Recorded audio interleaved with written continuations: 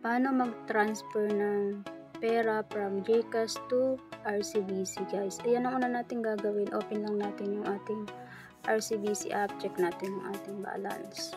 Para alam natin kung pumasok na ba yung amount na i-transfer natin mamaya galing sa GCash. And then, open naman natin yung ating GCash app. Ayan, check natin. Ito yung balance ng ating account. Meron tayo dito 300. And then, magta-transfer ako ng 300 pesos lang din.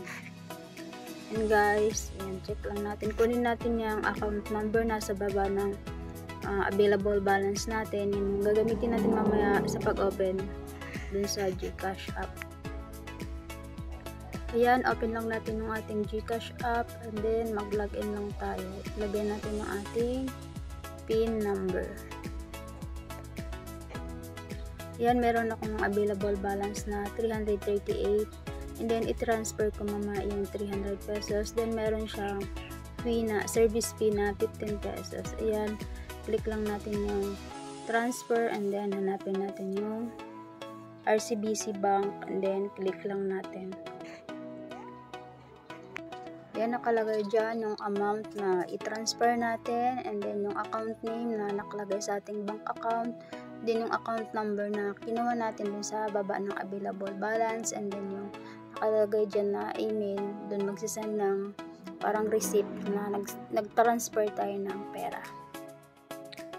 Yan, pag nailagay na natin yung amount, yung account name, account number, then click lang natin yung send money sa baba. Then ang susunod yan, ito naman yung lumabas. Ayan, double check lang natin yung mga info na nakalagay dyan. Nakalagay na rin kung magkano yung fee.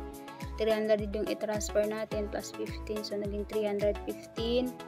And then click mo lang yung box sa baba na maliit, and then pay 315 pesos.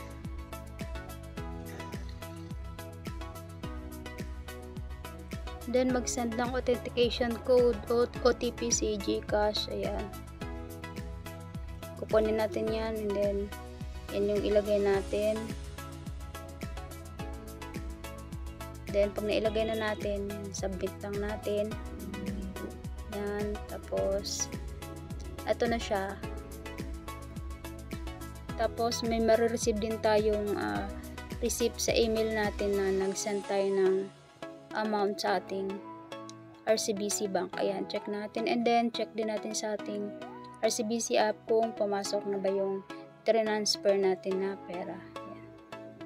Refresh ko lang yung sa GCash. Ayan, 23 pesos na lang. And then, puntahan naman natin yung ating RCBC.